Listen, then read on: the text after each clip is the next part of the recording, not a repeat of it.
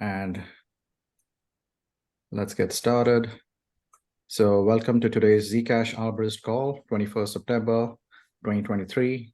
This is Addy from Nighthawk Apps, hosting this call along with Dan from the Zcash Foundation. Welcome, everyone. For today's agenda, we'll have the welcome and meeting intro. We'll have the core team updates from the Zcash Foundation, Zebra Node, and ECC, the Zcash and the Wallet SDK updates.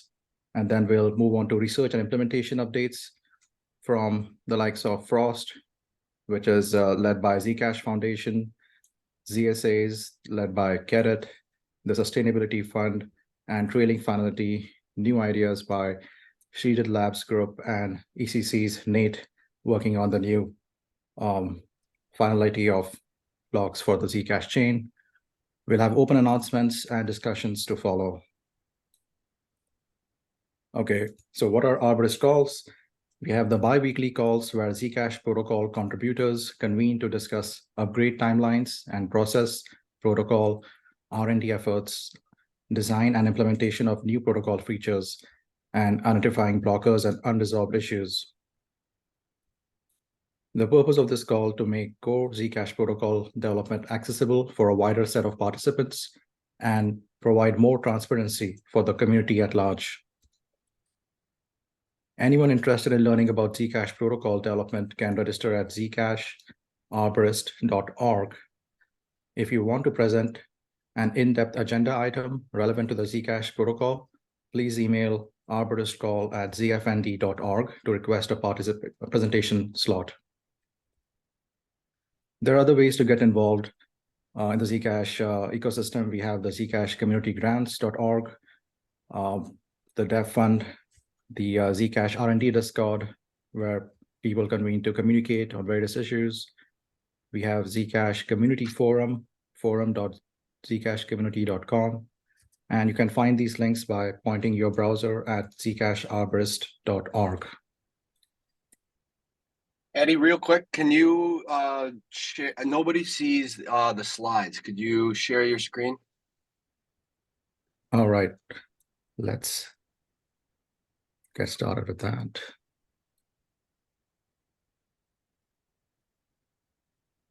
Okay, do you see the screen now? Yep, good to go. Perfect. Okay, these are the links for ways to get involved. Okay, to begin with the first item today, it's the core team updates from the Zcash Foundation. Who do we have from ZF? I'll do the update today. So in the last 2 weeks, we basically finished the support for the spend before sync for Light Wallet D. We're about to merge one additional PR with tests, and that will basically conclude the work on that. And next, we plan to start working on a new project that will include a wallet in Zebra. And our initial plan is to start with implementing scanning for sapling viewing key, basically. And that's all I had. Thank you for the update. Are there any questions or?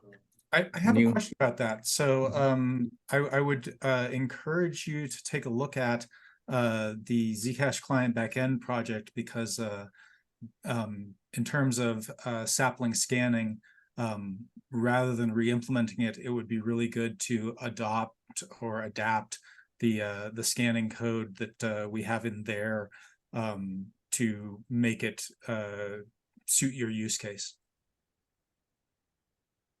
Thank you. I think Tior mentioned that in our previous call, that this thing exists. Does that code support scanning Octrid as well, Karen? Not yet. Not yet. But that's a future work item for us. Yeah. So for, that would, for us and whoever is interested in implementing it, because yes, Yeah. exactly. It'd be Avoid nice some to duplication of effort. collaborate and not have redundant effort in this this sort of thing. Okay, any other questions? If not, thank you, Marek.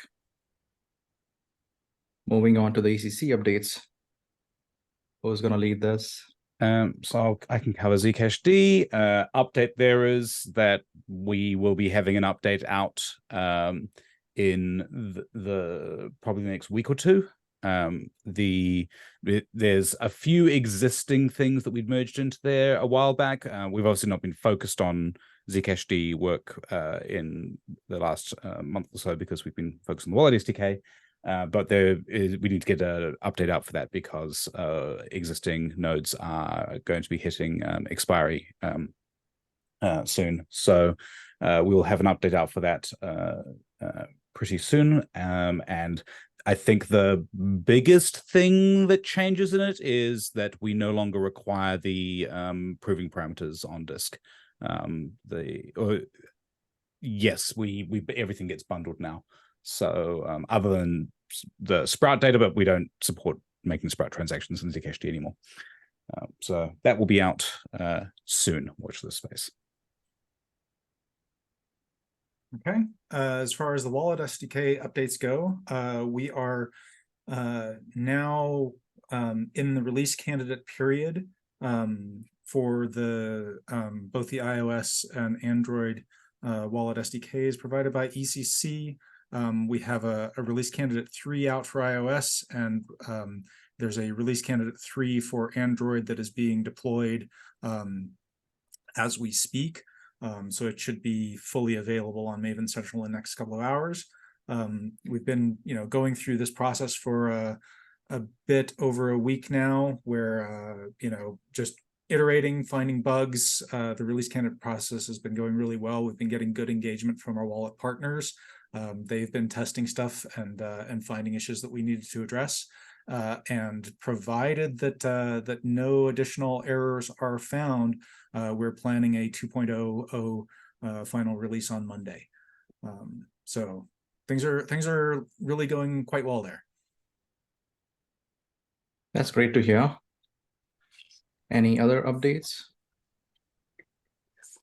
Beyond that, we have a bunch of additional wallet updates queued for after the 2.0 release that we're going to work on. We'll be prioritizing those as well as doing any additional triage once the release is final. But hereafter, I expect that the releases of the SDKs will become much more frequent because we're going to be able to work in much smaller increments, which is going to be great. Yeah. Another thing Go to ahead. notice. Go ahead. Another thing to notice that this release will not include ZIP 317 fees, but probably the next release after that will. And this release will use a fixed fee of I think it's 10,000. Is that 10,000 Satoshi? Yes. Yes, that's right. Okay, we see a hand, Zuko. I wanted to add thanks to our wallet dev partners like Nighthawk and also Edge and Unstoppable for doing a whole lot of good testing and feedback on the SDK. Yeah, that's been fantastic. This has been really good in terms, and I hope we're able to continue this in the future with having a real release candidate process that allows us to shake out issues before we put things out. So it's been great. Thank you. Great. Now moving on to questions. Does anyone have questions regarding ECC's updates?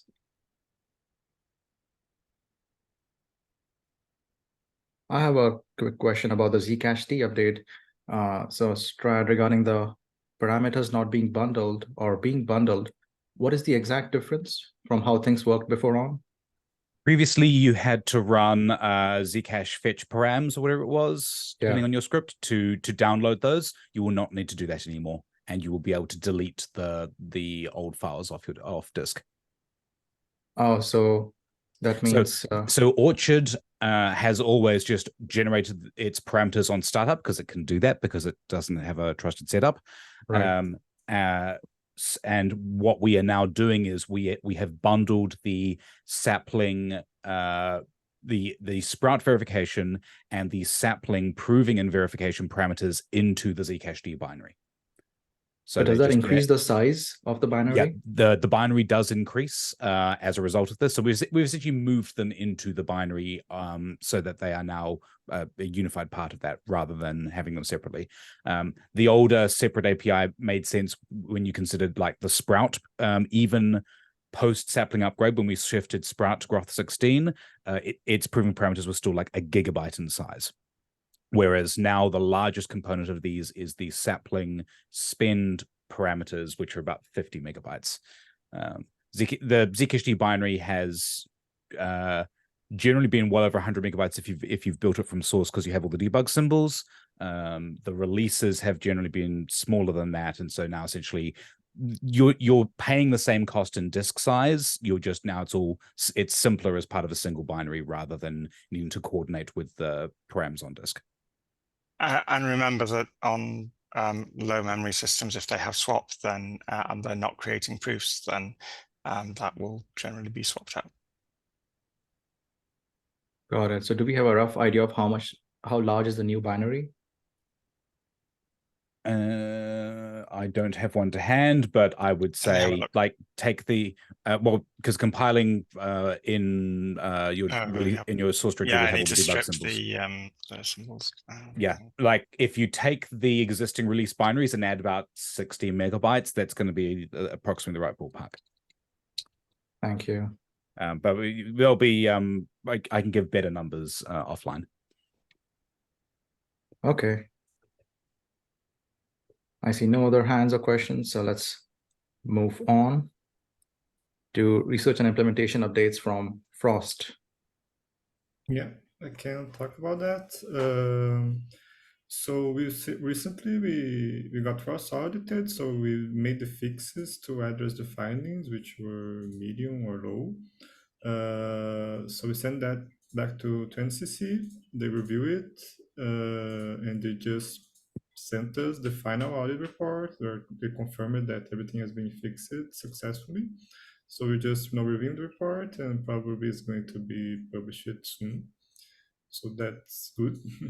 And recently we've been working, polishing the crates. Something that we did is we added a default byte-oriented serialization because when you use Frost, you need to serialize structs to send between participants, and we support SERDI, but we don't enforce any particular encoding because each application may have their own requirements. But someone pointed out that it would be good to have like at least the default one. So we basically selected one particular SERDI encoder, which is Postcard, I think, yeah. And we defined that as default. So you don't need to actually import SERDI. You just need to call serialize the serialized functions, but internally that will call SERDI and use the postcard serialization, which is super simple. So I think that would be helpful for for most implementations who don't have any particular constraints on encoding. They can just use that, and that make them easier to interoperate. And yeah, we're finishing some refactorings to prepare for a 1.0.0 release candidate. So now we're really looking forward for feedback from people, things from the API that they think are they okay? Is the API okay? Do people believe there's something need to be changed before we can do the final 1.0.0 release?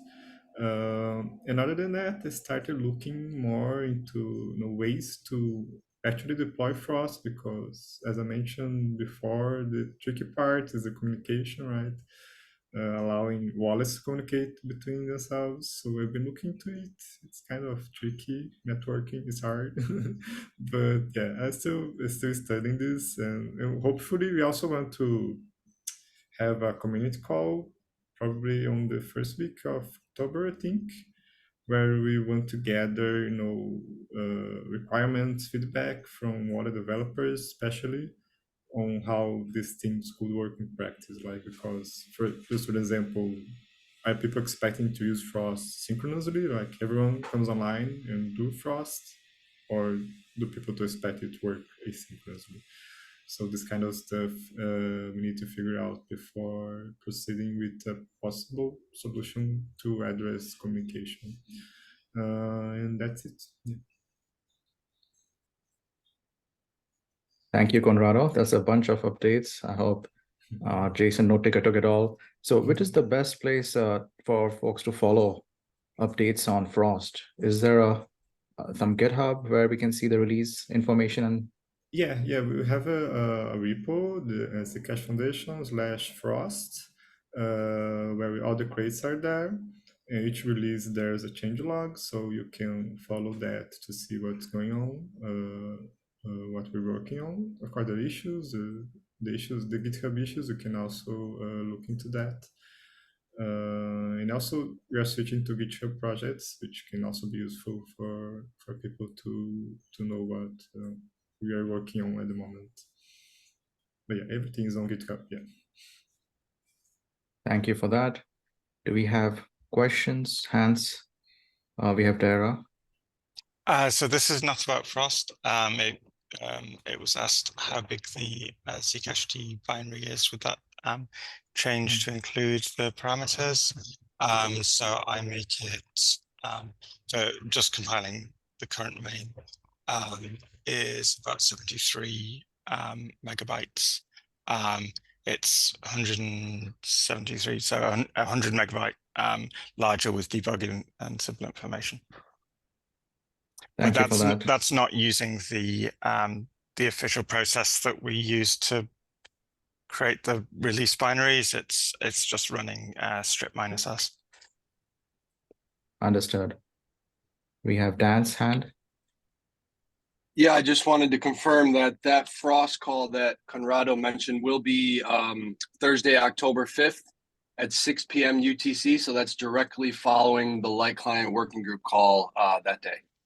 And I'll send out information and tweet about it and send invitations shortly. That would be helpful. Thanks, Dan.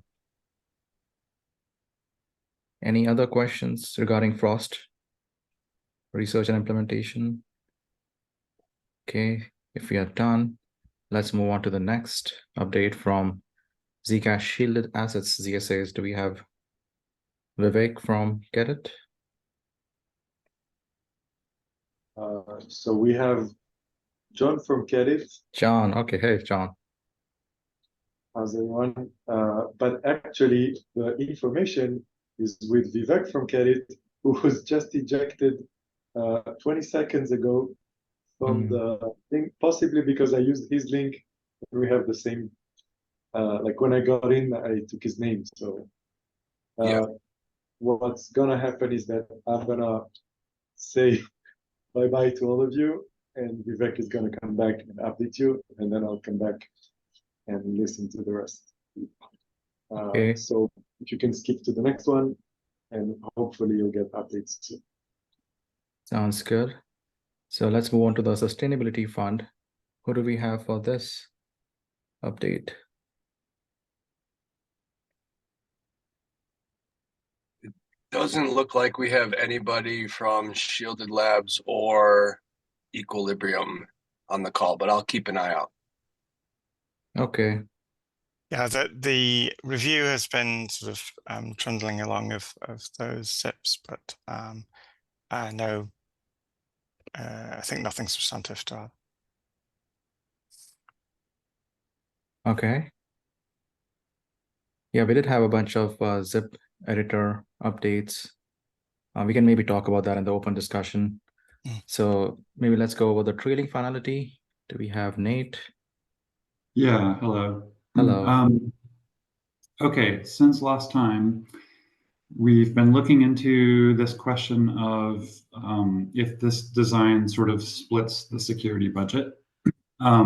We is Nate and me, by the way. Oh, yeah. And the ebb and flow paper, which is sort of the primary resource we're using for coming up with a design and reasoning about it. It only uses kind of a common simplistic security analysis for BFT protocols. So it just assumes less than a third of the nodes are malicious. And then if that's the case, these properties hold. That isn't as thorough, or it's not as thorough of a security analysis as I would feel good about for our TFL proposal. And then meanwhile, while we were digging into that, we started thinking more about how do we actually design trailing finality to follow the paper explicitly. And the paper is fairly high level and glosses over some things. So in particular, it does this thing called log sanitization, where you have these two sub-protocols. In our case, we want to use proof of work and proof of stake. And the proof of stake protocol that would be providing finality is sort of taking snapshots of the proof of work ledger, and then to figure out what is final, you sort of merge these snapshots. And in the paper, it just says, you know, if there's duplicate transactions, you just prefer the first one that appears in the snapshots. So it just says that kind of as an aside.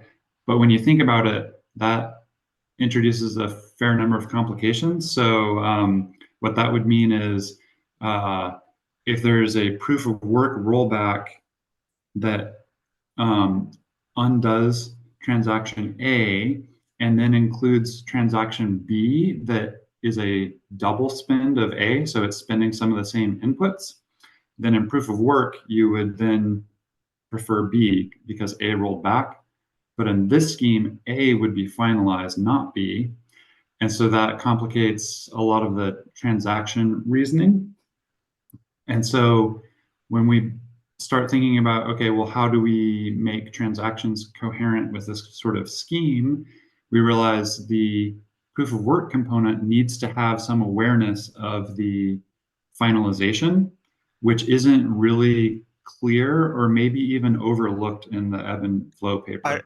I think it's actually a bug, because if you need to be able to spend outputs from the finalized chain before the finalization point, which you obviously do, otherwise there's no point, then they completely miss the fact that you have to change the consensus rules for PyLC, which is the longest chain protocol. I think it's just an error in the paper, to be honest, but it's fixable. Yeah. So we started digging into ways to address that. However, I think resolving that really well will take a bit of time. And instead, what we want to do is sort of do a release.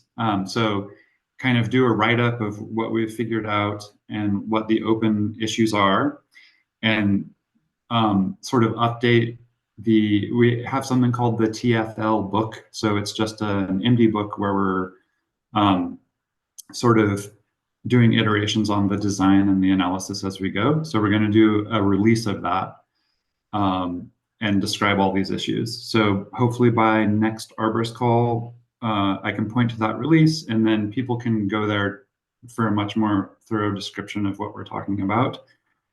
If you're already curious, though, you can look at the issue tracker there, and I would say like a lot of what we're discussing is either on that issue tracker or in some HackMDs. So it's sort of spread around. So if you just wait 2 weeks, we'll sort of like condense that. And then also, yeah, I have already a write-up of it, which is pretty thorough. I concluded that we need actually an extra property of the ebb and flow security model called finalization availability, and that will solve the problem that we were talking about and some other problems simultaneously. So hopefully I can have that written up. And that will work. And also at a high level, if you don't care about the weeds, we're still fairly confident that this kind of approach is viable because it's what Ethereum is doing right now. So there's a very large in production bounty on security flaws with that. So what we're aiming for is roughly the same, and we know it is apparently feasible in production. So it doesn't seem like this issue specifically is a total blocker, but it is something to be resolved. Yeah, I think Ethereum 2.0 has a finalization availability as I'm going to define it. So that makes sense. Yep. And then aside from digging into this sort of analysis stuff, we're also doing more road mapping. What we're planning to do as soon as possible is just start writing code that sort of simulates the design so that we can start simulating like different attack scenarios or different security properties, because we want to get started earlier with code rather than later, so it's sort of evolving as the design evolves. But that's going to be further out, like maybe, I don't know, 4 to 6 weeks or more. So that's the update. Any questions or comments? So thank you for your update, Nate, and all the diligent work on the trading finality. I have a couple of points. So you mentioned the issue tracker. Do we have a link to the website where we can track issues on this? Yeah, let me post that. Okay.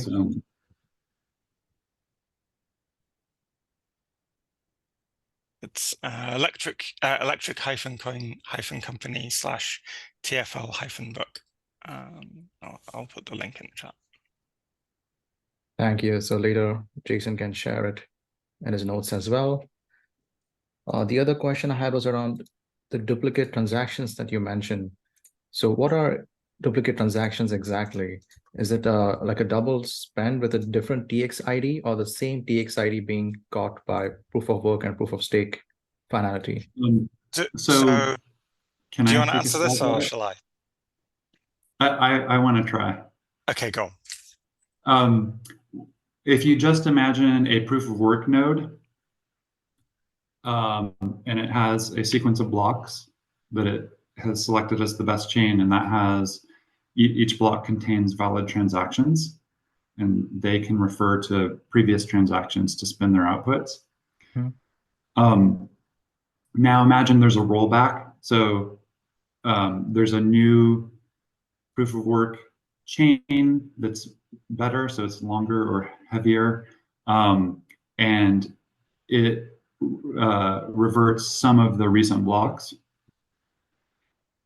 So this new one is also self-consistent. So each one is self-consistent, but the difference between the two is some of the, so the new chain may have many of the same transactions, but it can also have transactions that would be conflicting with the other chain, as long as each one is self-consistent, right? So what the snap and chat design, which is in the ebb and flow paper, which is our inspiration for trailing finality, what that does is basically the proof of stake nodes are just taking snapshots of the proof of work chains and finalizing those snapshots. So that means if there's a rollback, there would be 2 snapshots. The earlier one has the original proof of work chain. The later one has the new chain. So it has that rollback.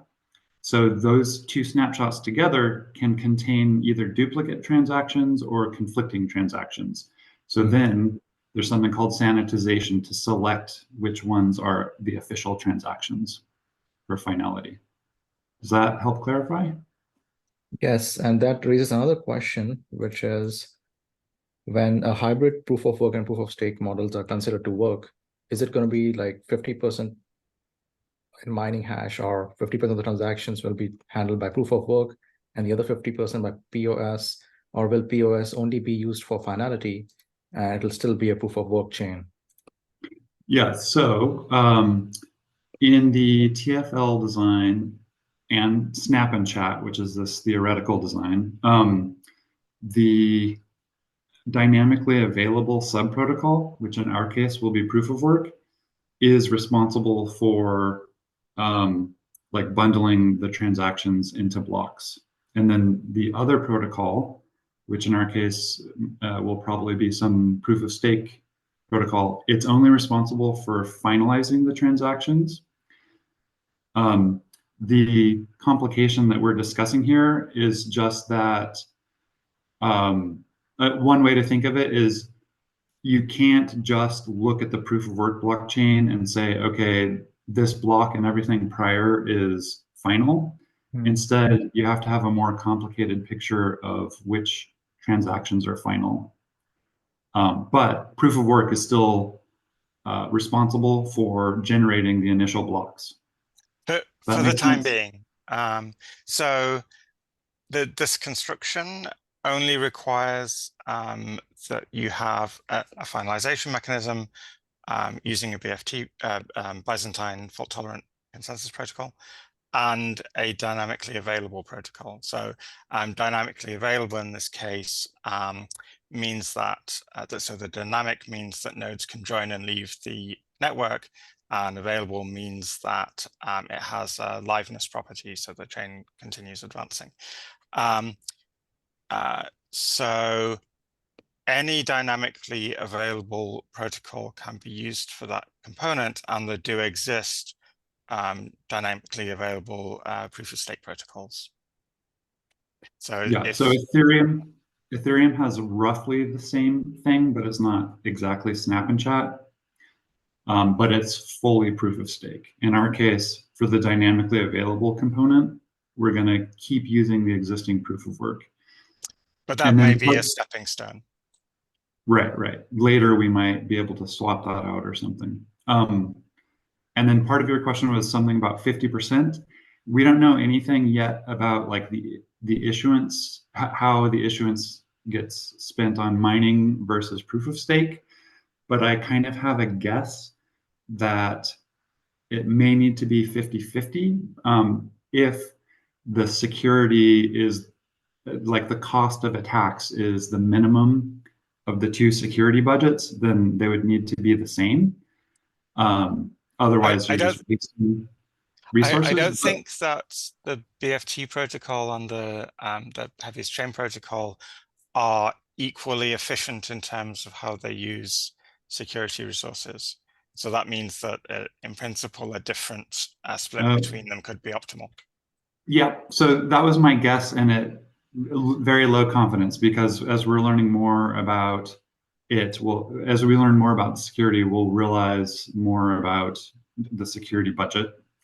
And in particular, the sort of things Dara was mentioning about finality availability might cause, like, the two sub protocols might be more coupled, and so there's the security of each will be more related, and therefore it may not just be a simple case of you can attack one or the other independently.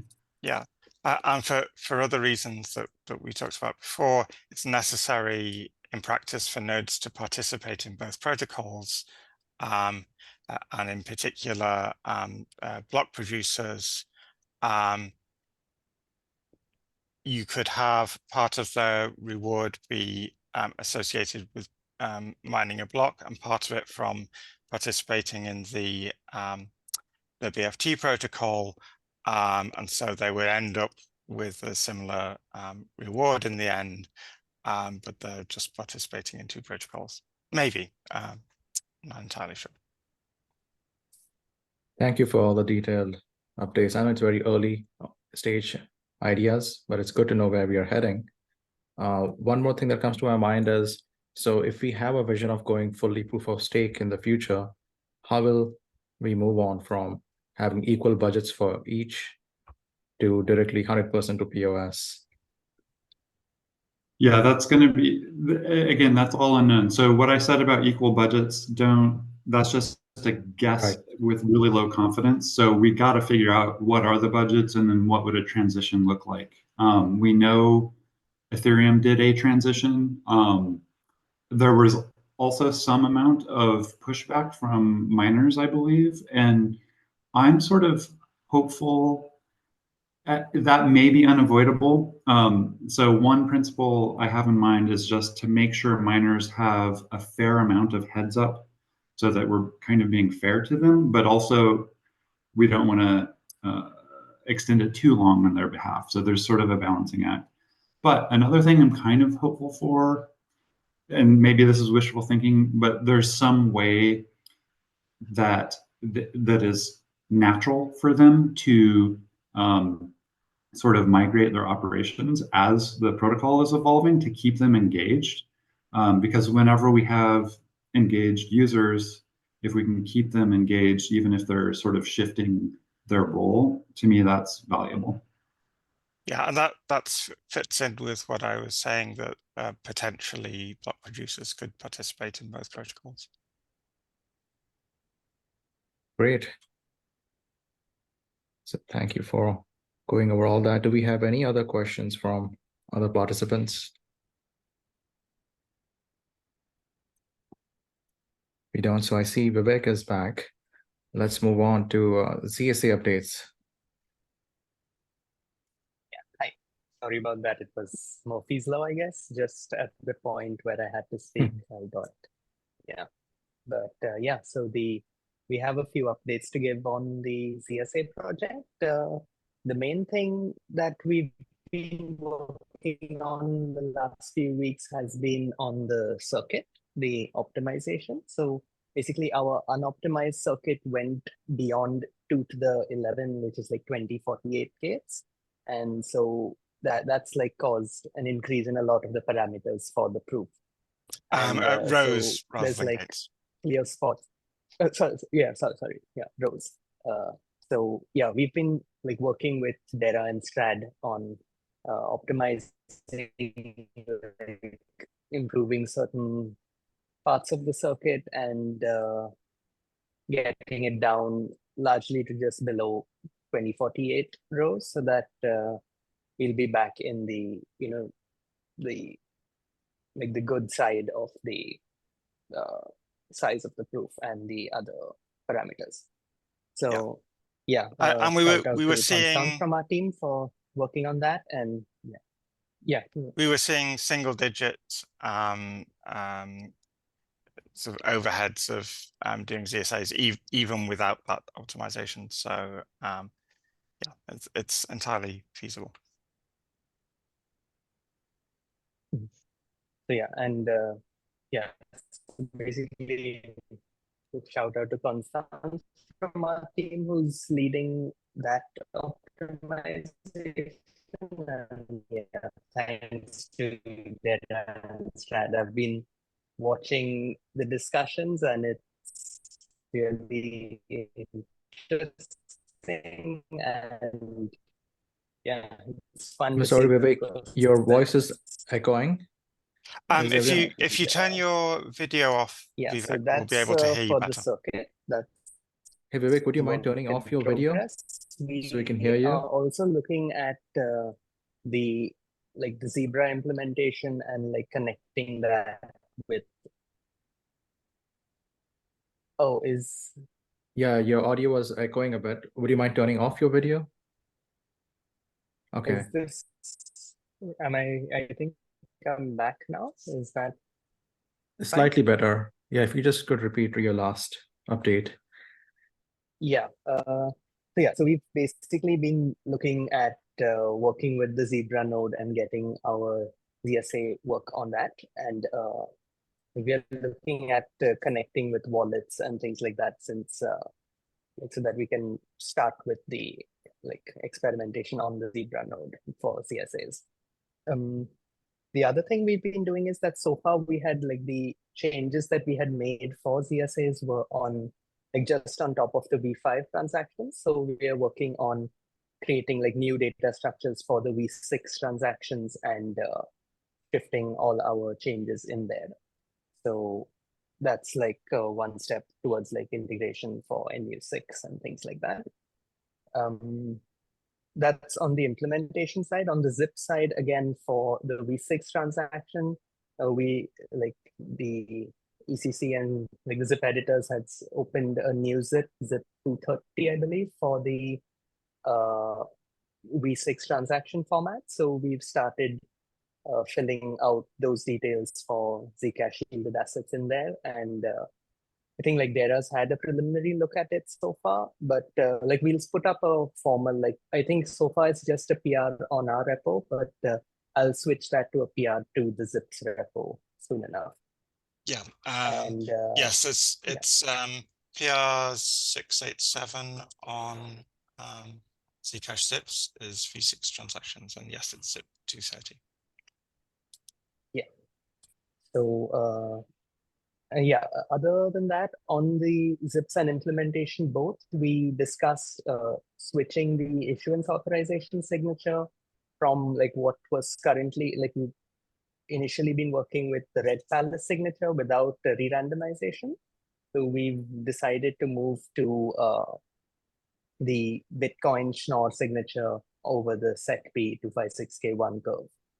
So one reason for that is that it's standardized in BIP 340 and it's likely to have good hardware secure like HSM support. And yeah, we want to also like be as independent of the Orchard parameters and curves, and so moving away from Palace in that place seems like a good thing.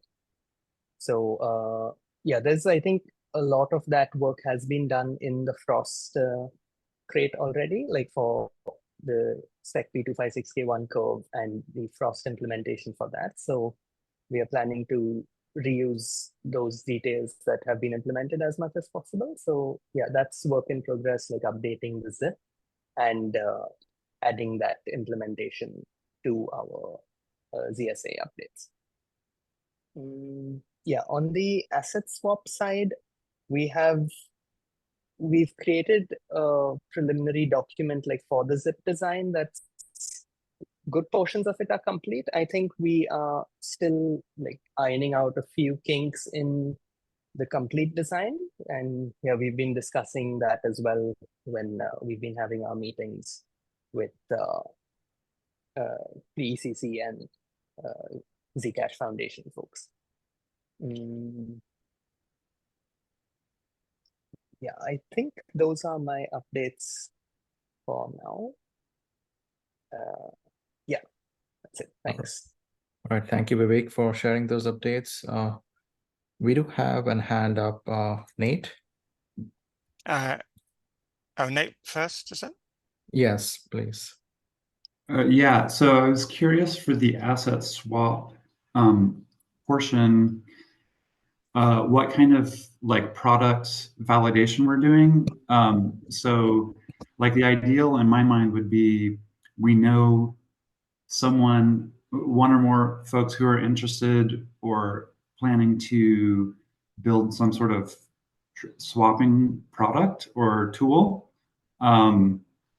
And they're kind of a tangent to this question is to ask or to recommend if you've looked at the designs in Penumbra around DEX stuff.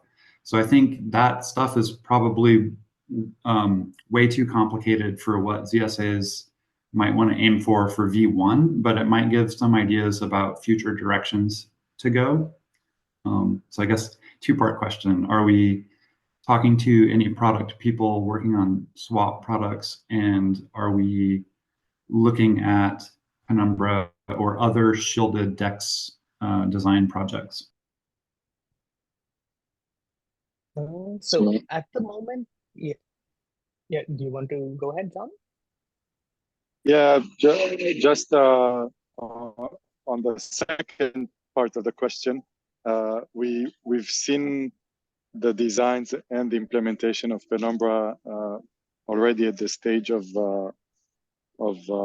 preparing for the asset work, and one of the things there is that there's so much with this topic, like you can have asset swaps be something very simple or very complex. like an order that is partially fulfilled or things like that. So we're trying to cover, at least understand what are the categories that we need to. There's something we're not touching. We say, this is a category. Sorry. Your network is cutting out. If you mind turning off the video. Yeah, we got most of it. Okay, so what I'm saying is we're trying to find the categories of work where we can learn from Penumbra and from other places. And if we're not going to do them, we at least mention, this exists, but it's out of scope. So Ned, you're right. The V1 is attempting to deliver something tight and not the full shebang for the product people. So we don't have product people in our team taking ZSA as like a black box and using it. We don't have that. It would be interesting if you know of those people. We've been put in touch with people interested in stable coins, in ZSA for stable coins. But it doesn't drive the development. So if you have ideas on that, happy to loop them in. That's good to know. And was there a second question as well? Yeah, so my question was directed to ZF, or the people in ZF are working on Frost crates. So I know that the draft RFC, the internet draft, includes SecP 256K1, but I think the crates that you were developing for randomized Frost in Zcash, that currently only has Jub and Palace. So I assume it will be relatively easy to extend that crate to include SecP 256K1. Even though I think we don't need randomization for issuance signatures. Yes, the Frost pack does specify a cipher suite with the SecP 256K1 curve, but it's not compatible with Taproot because Taproot has some weird, unique differences, which are not tricky. I mean, starting from that cipher suite is not difficult to do a Taproot one. There's some stuff like the Y coordinate must always be odd, stuff like that. So yeah, it doesn't work out of the box, but it shouldn't be difficult to adapt. And out of curiosity, we re-randomized implementation generic, so you can do re-randomized Frost with SecP 256K1 if you want to, but yeah. Okay, thanks. Yeah, I hadn't realized that the variant in the Rust draft was not compatible with the BIP. I think is it BIP 340? Yeah. Yeah, 314. Yeah.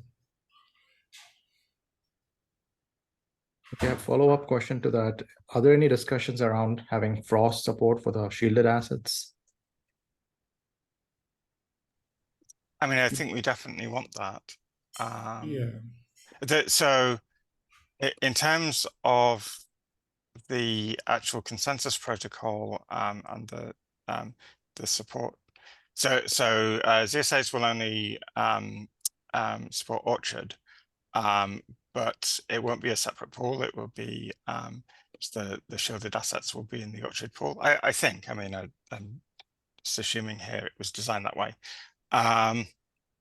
And so it will still be using Palace for that. Does that answer your question, Adi? Yeah, but wasn't there an update that they're trying to stay away from Orchard's Palace curves?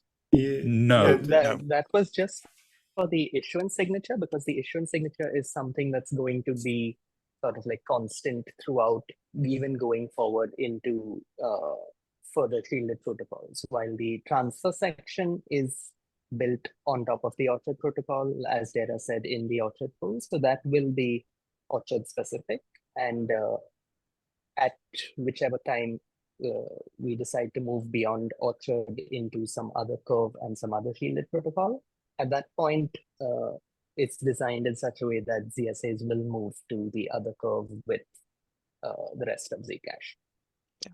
No, Thank not you. necessarily even another curve, because it could be Yeah, it's a post-quantum thing that doesn't use curves, for example. Okay, yeah, makes sense. Yeah. Got it. So that answers my question. I have Nate's hand is up. Nate, do you have answers to your questions, or do you have anything else? Oh, yeah, it's sort of a follow-on. So back to ZSAs and product stuff.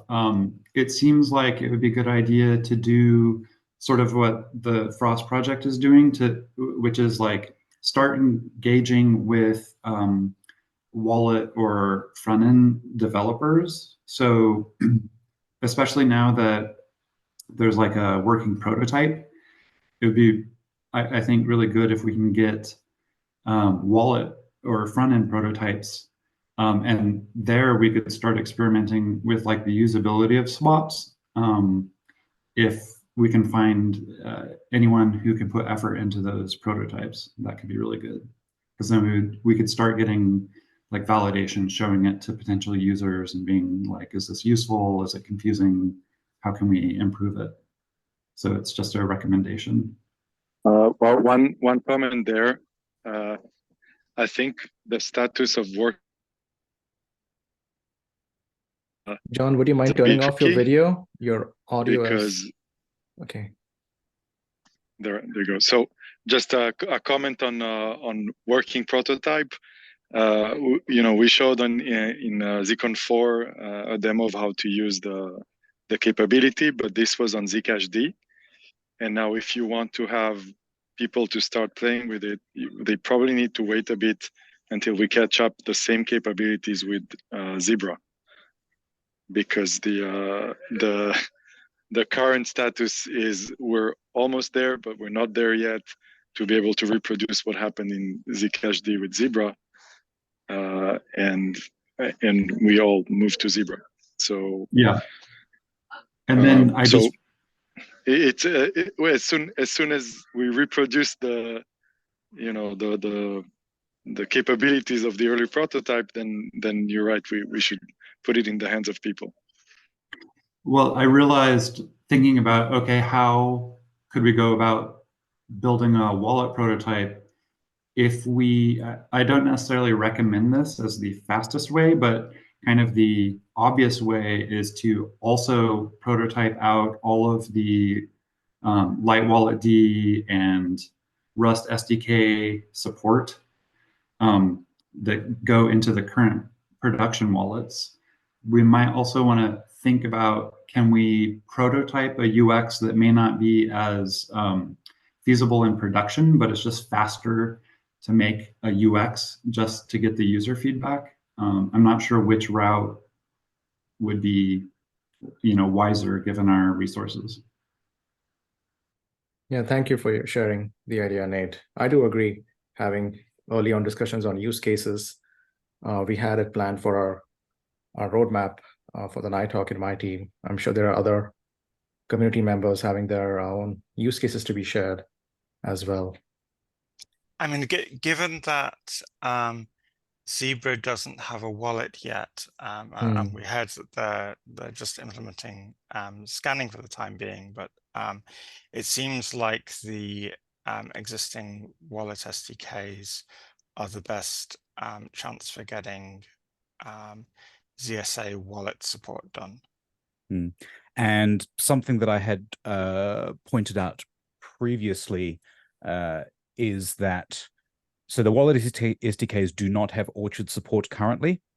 Orchard support is something that I want to see in there like relatively soon, which has been blocked on getting the rest of the SDK stuff out. But for like the Zcash like client crates, which need Orchard support there, the activating Orchard support to those could also be the process where temporary experimental support for ZSAs is added as well. which would, so if someone working on that would be able to sort of hit two birds with one stone potentially. Yeah, I mean, we don't want, I think, Orchard support in the wallet SDKs to block on ZSAs, but that doesn't mean we can't think about what the APIs need to look like to support. Right, and my point being is that that might be the fastest way to something that then is compatible with Zebra, in terms of someone extending something with a ZSA wallet, if they wanted to be able to immediately drop into a bunch of user-facing wallets for experimentation. Correct, and as we heard from the Zebra update today, they are planning on working with viewing key support for the sampling pool only. So I'm not sure about their timelines on Orchard wallet support. I mean, if they were using Zcash client backend for that scanning support, then basically as soon as we implemented Orchard support in Zcash client backend, there might be a little bit more work to do on integration, but it would kind of mostly work. Got it. Yeah, we can have this follow-on topic continue next Arborist call as for use cases and product ideas for ZSAs. I just wanted to highlight, so there was a town hall I was in last week talking about future technical development, and one big part of the discussion was, are there ways we can collaborate more? And also in my mind, we always have decisions between, should we sort of put our focus and eggs in one basket, or should we have different orgs trying different approaches? And I just wanted to highlight that for Zebra wallet support, we have that same decision. So like they could either sort of begin developing their own approach, or put their effort into the Zcash wallet backend crates and the light wallet stack. And so that's just a choice I wanted to highlight. I mean, there is a third option. Go on, start first. The third option is, so there's Zebra ends up with something completely new and you know, something separate, independent. Zebra focuses on the light client backend stack, or Zebra ends up with something that is compatible with the Zcash wallet in terms of you know, sharing implementation and backend and things. So yeah, not to speak to anyone's individual priorities, but there are options that fit in the middle of those two extremes, is what I'm pointing out. Yeah, what I was going to say is that from a security point of view, it is a good idea for there to be at least one implementation of a full node wallet that doesn't depend on the light client security model. Okay, thank you for sharing the ideas. Anything else we want to discuss for the ZSAs? Not about CSAs, but I just wanted to say from the foundation, we're at a very early stage with planning this wallet work. So we haven't really made any decisions yet. We're going to start little by little implementing small bits of functionality and see how that evolves. But we're definitely open to hear how things go. Thank you for that note, Maria. Okay, let's move on to our next and the final open announcements. If you have some news or an announcement you'd like to share, raise your hand. Do we have any announcements today? I see hands. Dara? So I was just going to talk about zip reviews that have happened. And there was a proposal for a Zenit, which is another governance body.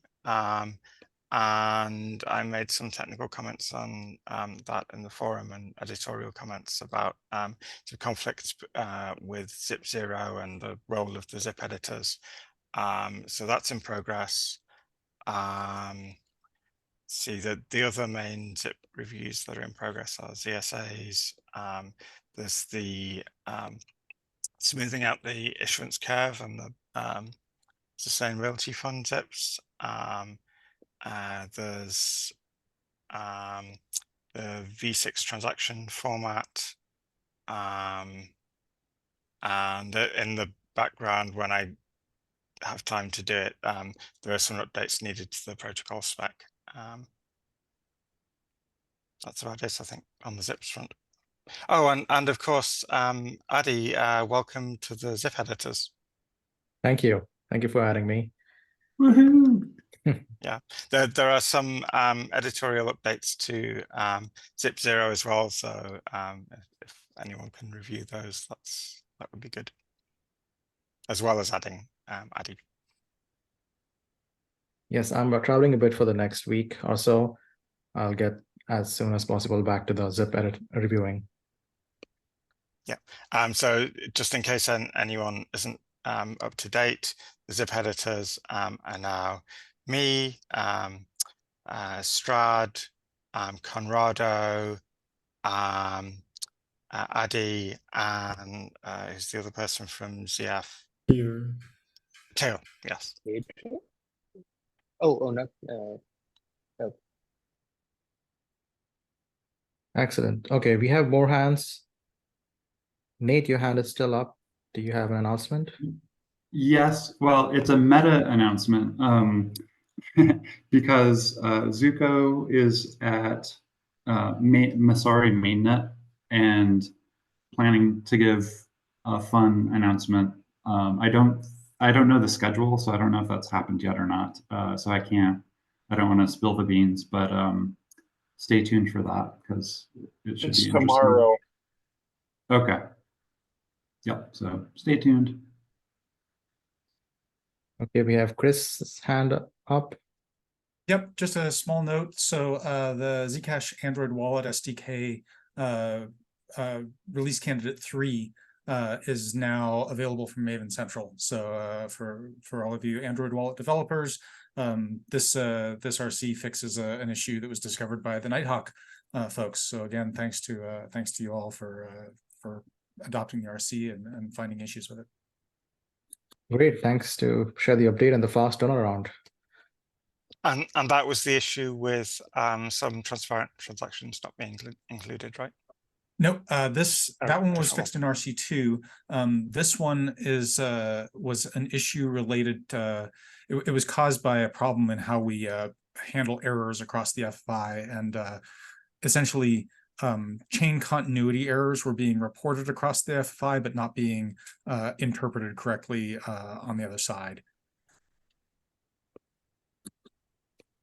Okay, do we have any more announcements? I have a small announcement from my side. I'll be attending the Proof of Work Summit next week in Prague, as well as the Hacker Congress. I'll be handing out some Zcash merch that I have at those conferences. So anyone else going to? Yeah, thanks. I can meet up with other Zcashers there who plans to attend.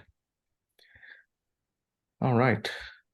Next is any open discussion. We've had a long discussions for the CSAs and finality trading finality updates. Do we have other topics? Nate? Oh, your hand was... Sorry, I left my hand up. Okay, I have a general question, which is we have a lot of zips in development and ideas being planned. Is there like a timeline where we plan to incorporate these? Like, for example, we have the next halving coming up. So is there a plan to have some of the developments going in to be part of the next upgrade cycle, or can these updates be shipped after the halving or before? Like, is there any roadmap discussion around that? maybe question to the ECC developers, Zcash being the primary. That sounds like a question for Nate. Nate, okay. I'm going to volunteer you. Sorry, ask once more. So we have a bunch of zips in development, new ideas, including Frost, ZSAs, and other new changes to the protocol.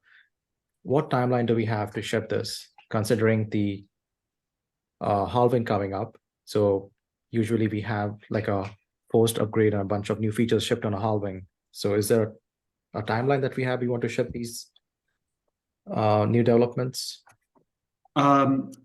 Okay, so I don't have a timeline, and I had the understanding and hope that we could figure that out together, including the process. So it's been a while since we discussed this, but we had this intention to do like an NU5 retrospective, and then also to come up with a new process to replace the network upgrade pipeline. And the reason for that which was is mostly observed in it was never really followed. Well, yeah, I think part of that was like on ECC's front, we've been focused in this emergency mode on wallet performance, which means we haven't been paying close attention to upgrade process or planning, but also the network upgrade pipeline V2 or whatever it was called was always sort of an ECC invention that ECC was driving. And even though part of the intention was to keep the door open for other protocol contributors, it didn't work very well.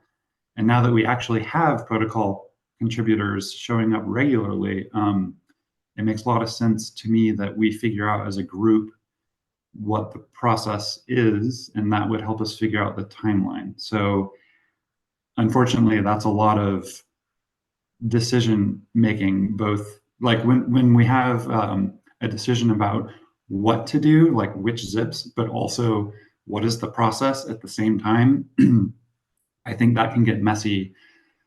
So I think we need to sort of separate those topics and focus on the figuring out the process, and then use that process to figure out the timeline for zips. That would be my recommendation. I don't know how or who can drive this forward. So I think so that's an open.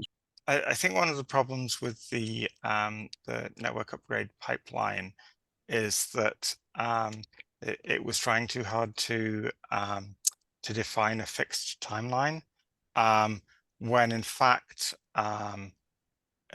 all that's really necessary is that you are sufficiently confident that each thing that's going into a network upgrade has been securely implemented, is securely designed, has the confidence of the community that it's something that we want to include in the protocol. So I would like to see any future process not be so strict about timelines, to be honest. Thank you for sharing those. And I would add even the testnet phase, right? We want to see these new ideas being out in the testnet for considerable time. Absolutely. So that is something that can have timeline constraints, because we want something to be testable on testnet for some length of time before it activates on mainnet. Perfect. I have Nate's hand up again. Yeah, I mean, my one sort of bootstrapping recommendation is that we start regularly discussing what the process should be. So that might be a slot on Arborist calls that we check in on every call or every month, or maybe we need to start another meeting series that's just all about upgrade process, because I think it'll take multiple meetings to get things going, and I don't think we should delay. I think we should start doing those meetings and discussions right away. Totally agree. So should we, I mean, the simplest thing is just add a slot on Arborist calls. I support that. Yeah, more meetings is not good. Yeah. Sounds good to me. But I'm curious what Dan might say. Yeah, Dan's hand is up. That's exactly what I was going to say. I think I can make that happen. We'll add a section to current Arborist calls, and that could be a way to bootstrap it, as you said. And then if the time comes where we do have to spin it off for timing wise, then we can do that as well. So starting, I guess, maybe the next Arborist call, we'll have a slot for network upgrade process discussion. Yeah, and so I guess there's sort of an open call to everyone here or the broader community. If you have suggestions for that, for the process, be ready to show up to that slot and like raise your hand, be like, here's a proposal, let's do X or Y. Otherwise, I'm worried it'll be the kind of slot where we like open the mic and note it's crickets because we need people to like proactively bring proposals there or suggestions. Great. Thank you so much, Nate, for kickstarting this and sharing a solution. Do we have other hands for open discussion items? No more hands. So let's wrap this up then. Thank you all for attending today's Arborist call. And see you all the next Arborist call on the 5th of October at 21 UTC. All right. Thank you. Bye, everyone. Bye, everyone. Thanks. Thank you. Thanks. Bye.